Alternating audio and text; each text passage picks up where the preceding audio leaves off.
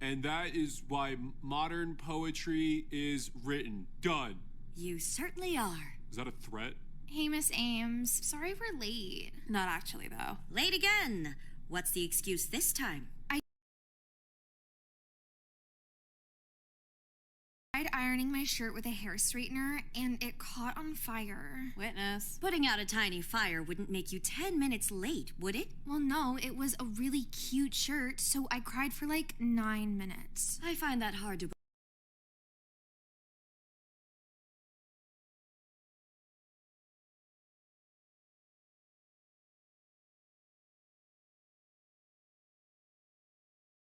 No, it was actually such a good shirt. Yeah, it had a Jack the Ripper crime scene photo and said, all work is sex work under it. I meant the crying front of the class. This oral presentation better be good. It will be.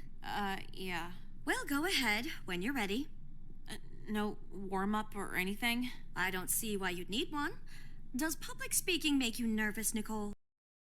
No, there's just a few things higher on that list. Okay, let's just start. Go on. So, me and Nicole have been looking at modern poetry and made one main conclusion. Yeah, a real big one. When you really get down to it, any living poet is a whole-ass poser.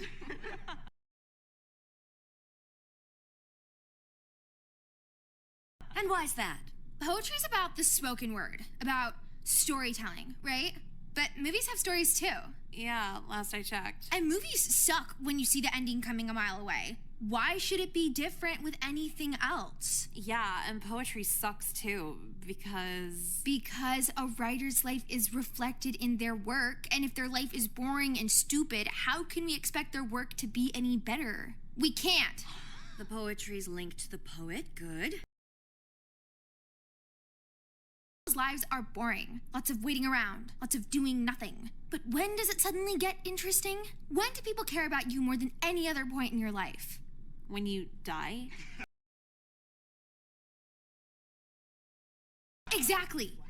Especially when it's unexpected, and especially when it's voluntary. Like suicide. And so I noticed a link. Basically, all the best writers kill themselves. Hunter S. Thompson, Ernest Hemingway, whatever. It's pretty obvious to me, modern poetry sucks now. It's ruined. Ruined by what? Therapy, self-help books, psych meds. It's like you're not allowed to be sad anymore. Yeah, what about the pursuit of unhappiness? Happy people aren't interesting. They don't tell good stories. They'll tell you about their cousin's science fair project or some other shit you don't care about. Language. So get rid of the good poets, get rid of the people who keep you guessing. You're left with no good modern poetry. So all poets and storytellers need to be suicidal? It's not about what they need to be, it's what they are. Their life is their work. Then what's the thesis? The what? The central message of your essay? All great writers have suicidal thoughts. 'Cause you can't have a good story knowing there's gonna be a happy ending. That's very nice, girls. C+. That's it.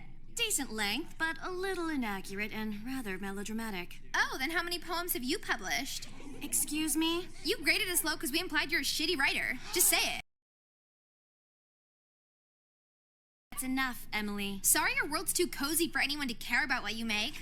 This is entirely baseless. Have a seat. You're soft, bitch. Face it. Yeah, honestly. Truly deep thoughts come at a much older age than 17. Whatever. You'd probably call Bob Dylan deep.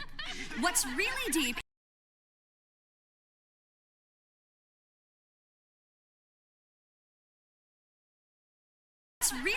is voting, volunteering in your community. Have you ever thought of anyone other than yourself? You did not say that. Lip service hoe. You're the type of bitch to fuck one black dude, then call yourself light-skinned.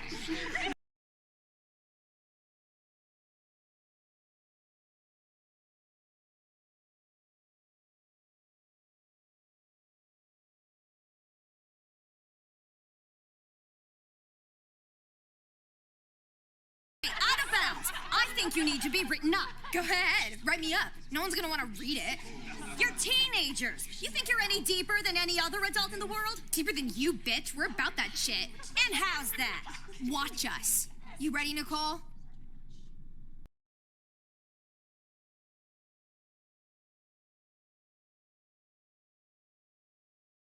It's honestly super humbling when the trashiest girl you know, probably coked out of her mind, says the most thoughtful thing you've heard in years.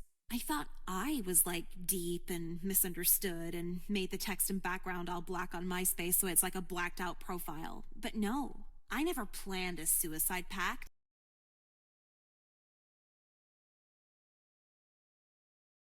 Other than my wrists. She took her shirt off in front of me, cuts all over her body. Had one of those angel wing shoulder blade tattoos. In the feathers, it said, "Proud mistake." I can't compete with that.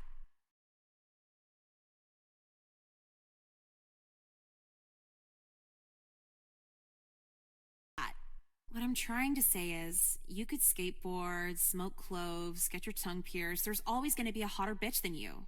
And you just gotta accept that. I'm jealous of a girl who just killed herself. That's how.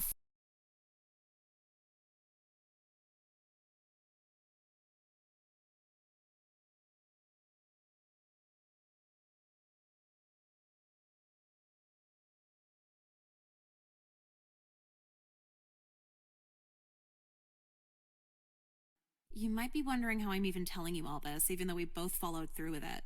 Well, I cut her little pill concoction with crushed up Flintstones vitamins. So I passed out, I had a seizure, but it was just diluted enough to where I didn't die. Can't say the same for Emily, though. Okay, so I'm not sad about it, but at least I have the serotonin to not kill myself.